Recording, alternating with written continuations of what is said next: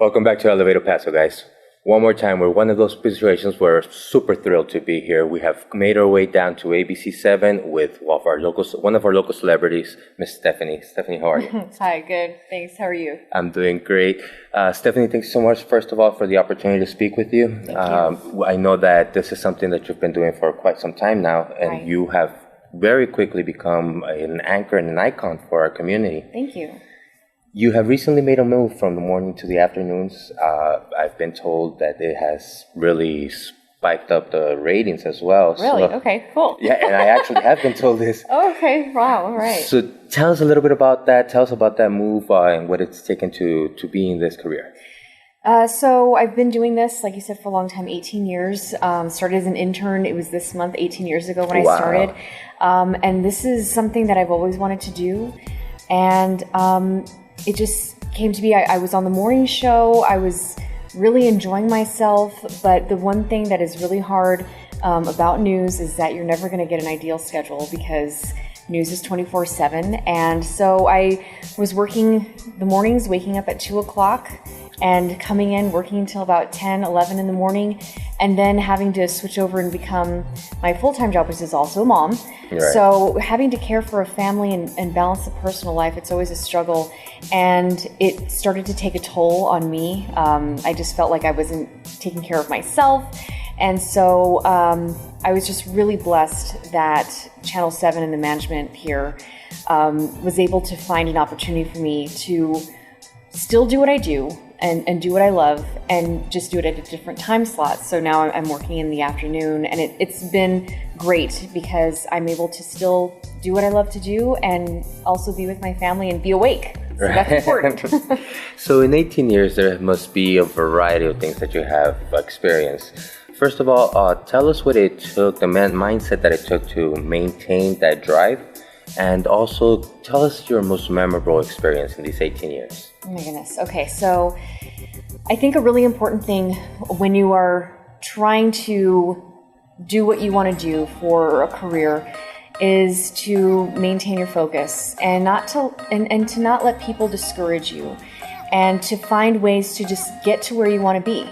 So when I was, I guess, a freshman in college and I was working at the mall thinking, what am I doing with myself? I wanted to be pursuing something else and this doesn't seem to be taking me where I want to go. I reached out to a teacher of mine from high school who was my broadcasting teacher, and I told him I feel like I need to be doing something, getting my foot in the door, and he's the one who put me in touch with someone here at Channel 7. I was able to get the internship. It was really about finding opportunities and creating the opportunities and using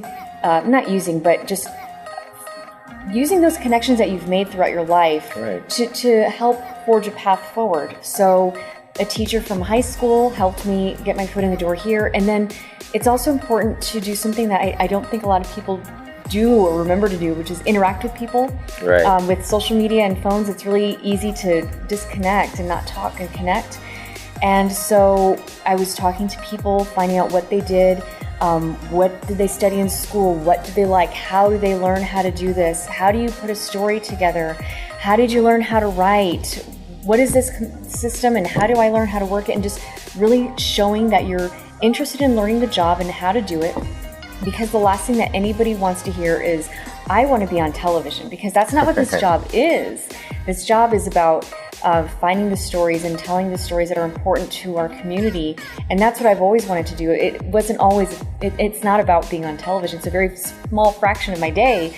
And so it was just about making sure that I was learning what I could and getting in touch with the people in the building who could help me attain that information.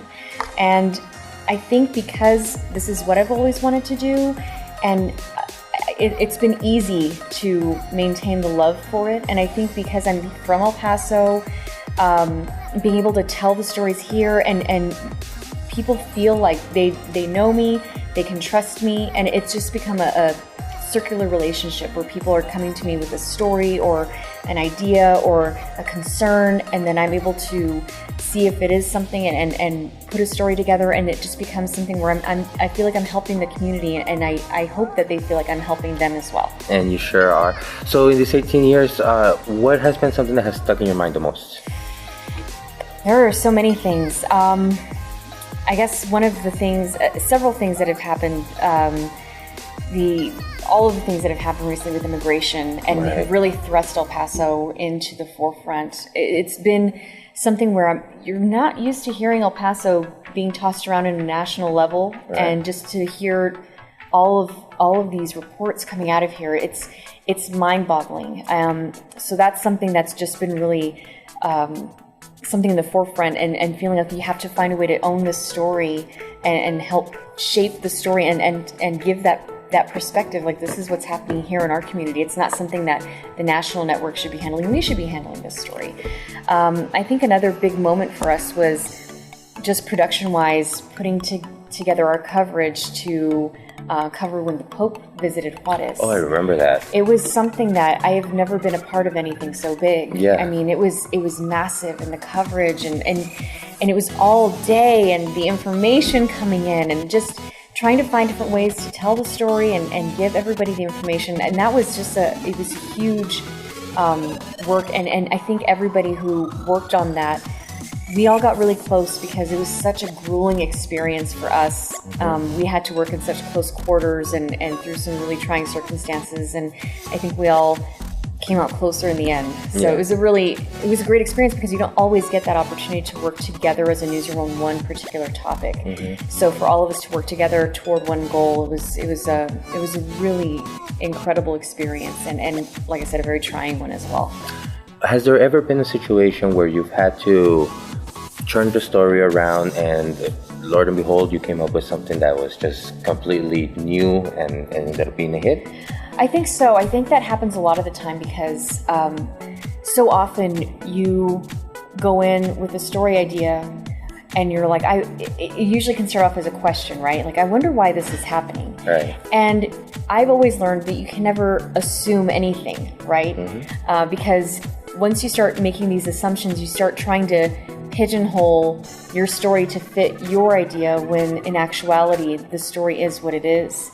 So that happens a lot of the times where you want to tell a story and then someone who you talk to just totally changes the perspective of what you're going to cover. And I think that's a beautiful thing because it ends up changing your mindset and hopefully opening the eyes of others who are watching the story just about whatever the story was. It happens a lot. I can't even pinpoint all the times that it's happened. So it's a great thing to happen, and I think that's why I love the job so much.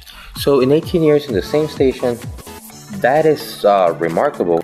How is it that you've been able to maintain that drive to not just do a good job, but also continue to excel in it? I know that now we're moving on to a completely new format. There's a podcast coming up. Right, yeah. I think it's really important in this business, like I said, in this day and age where we are watching things change before our very eyes, where when I started, it was very television driven. You got your news at 5 and 6 and 10. There wasn't even a 4 p.m. newscast when I started. And we've just changed so much where we're dependent on news anytime, from the internet to becoming on our phones and just listening to what we want to listen to at any time. And I think it was really important for me as someone who chose to stay here to evolve with that. And so it's the podcast, like you said, is something that I was listening to podcasts a lot, and I thought I would love to do this because this is a great type of storytelling. This is in television, you only get maybe like a minute or two on a special report, maybe 3 minutes to tell a story, and it sounds like a lot of time for us, but ultimately it's not when you're talking about something that requires so much more time. And so I thought I would love to tell certain stories about that originate here in the borderland and in a bigger format and make it accessible to everybody. And so something I always found really interesting was true crime stories. And I know that has a lot of appeal, just you see it all over. And I thought, not like I want to make it like, well, we have our own true crime stories, but I also felt like there are some stories out there that deserve to be told, and victims who deserve to have their time in the spotlight, not just be about their death, but about their life. And so the podcast is called Borderland Crimes, and we're going to focus on one story at a time. And I've spoken with family, friends, detectives who worked on the case and getting information about the case and laying it all out. And I'm really excited about it because it's a way to tell a story and not just have it 30-second bits of, this was a crime that happened and here's the trial and there's the end. It's like, what led up to it and who was this person and just everything that about our lives and put it into one story, one comprehensive piece. I'm really excited. And I believe there's actually, that's one of the serendipitous thing about podcasts, that there is really a market for long format. I mean, we have things like Joe Rogan talking 4 hours straight, and people love that. Yeah. I think there's something to be said about multitasking. I'm a huge multitasker. And sometimes when you need your eyes to do something, you still want your ears to be entertained. And podcasts are a way where you can have your earbuds in, you can be listening to a conversation and do whatever it is that you're doing, vacuum or dust or, do something that you don't need to have all of your mind on. Yeah. For instance, I listen to stuff when I'm food prepping for the week. So, you have like a few hours to yourself, and I feel like it's a great opportunity for you to focus on something and learn something while you're taking care of other things. And I think it's funny how it's probably one of the digital forms that I feel more productive doing than anything else. Right. Well, it takes so much to prepare that. And so, what are your favorite podcasts? What are you listening to? Oh my gosh. So, let's see. One of my favorites was Serial. I listened to Serial from NPR, and that was what really got me into it. And that was it covered a case out of Baltimore involving the death of a teenage girl, allegedly at the hands of her boyfriend. He was convicted, but there was all this evidence coming out saying that maybe he didn't do it. And it's actually still playing out, and it had just wrapped up in the courts a couple months ago. It started several years back. So that was something that got me intrigued. And then I really like listening to a lot of things that NPR does. It's like Fresh Air. Oprah has a podcast that I like listening to. So I kind of run the gamut when it comes to just whatever I'm in the mood for at that time. And you've had a great example talk about being in the shoulders of giants. What is it that you've been able to pick up from Stella and others that have been here before? I think a huge influence, other than Estella, was Gary Warner for me. Gary Warner, for those who don't know, a longtime news journalist here in El Paso. He was the main anchor here at ABC7. He retired. It's been a while. Now I'm like blanking. It's probably been over 10 years since he's retired. But he was someone who, to him, it was all about making sure that the story was accurate, being factual, being fair to our viewers, fair to everybody who was involved, and just making sure that we were held accountable and that our credibility was intact, because that's ultimately what's so important about this business. Is the minute that you lose that trust, that credibility, you're done. And he was instrumental in instilling that, not just in me, but in the entire newsroom. He was a huge influence on shaping me as a journalist and my approach to stories. And there have been other people too. Bob Harp was a great friend of mine, and he worked here for a long time, and he was really great at just being able to take a story and just shape like the vision of how a show should look. He helped train me as a producer, which is basically putting an entire show together, from the graphics that you have popping up on the screen to the stacking of the stories and how they're going to be presented and who's going to read them. And he had a great vision for that. So I think those two people were really instrumental in shaping me in those different ways. And Estella has always been wonderful, just a huge support. I went to her when I was starting to anchor in the evening, and I was like, how do you do this? And she's like, it's hard.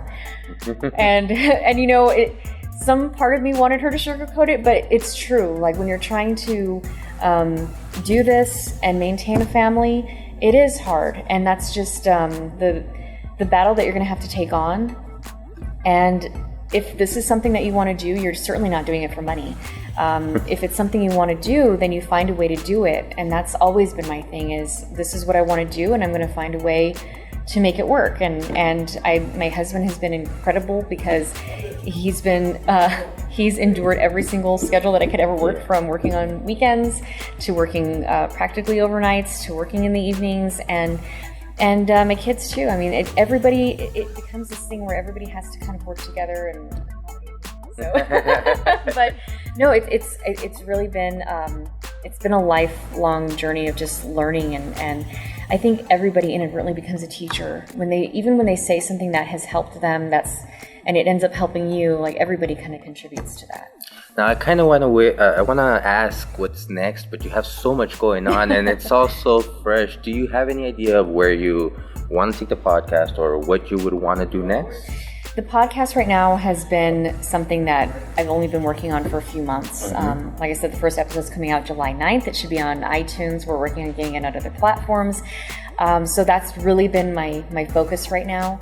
So we'll see. I'm already have another one in the works. So we will continue to focus on crimes here in the borderline, but telling the story, like I said, of the victims and their families. And so that's kind of what I have in the works. So we'll have to see what comes next. But I'm something that I've learned is you have to be ready to adapt, and you have to see the writing on the wall and be willing to change. Yeah. So that's what I've been doing. A lot of podcasts have moved from being just audio to landing up at YouTube and having video. Should we expect to see what you're doing here in the long format down the road? Yes. So we're also going to have a video accompaniment to the podcast. So, and then also on our website, KVIA.com. So you'll be able to find pictures of people that we're talking to, videos that you're hearing, everything basically that I'm talking about in the podcast. You're going to be able to see it at your own leisure on KVIA.com. It really is something that I feel like, coming from that visual media, dabbling in an audio media, I feel like this is something that I need to see it. I want to see it. And so, of course, it's going to be there on our website as well. Stephanie, thank you so much for the opportunity to be here. I'm really thrilled to have met you and to have this opportunity. Before we let you go, is there any last words you would offer to our audience? I think it would just come back to, if you want to do something, I would say just figure out how to get it done. And yes, sometimes your minds change. I've met people who they wanted to be in this business, and turns out it's not for them. And it's sad, because sometimes those were really great storytellers, or they're very good anchors or reporters. But I feel like this is something that it is going to be tough. This is not an easy job. I don't have a makeup person. I don't have someone doing my hair. This is basically you taking care of yourself, you finding your stories. And if you truly find that it's worth it, whatever it is that you want to do, then you should find a way to make it happen. And there are going to be people who will help you. It's not something you have to do on your own, but you have to ask for the help too. I mean, I did back in the day. You have to ask in order to find out that there are roads there that can lead you to where you want to go. And it's been a rewarding experience for me, and I hope that in this day and age, journalism is very important. And good journalism. Good journalism where we are holding people accountable for what is said and done. And it's important, and I would hope that anyone who is thinking about a career knows that that's what it is. It's not about becoming a YouTube star or being an anchor or using this as a stepping stone to an acting career. Like, this is a serious job. This is something that the founding fathers intended to use as a way to hold elected officials accountable for what they do, and it's gravely important, especially, like I said, in this day and age. So it's not for the faint of heart, but I know there are people out there who want to do it, and I would encourage people to find their way. Thank you so much. Thank you. I appreciate it. Thank you.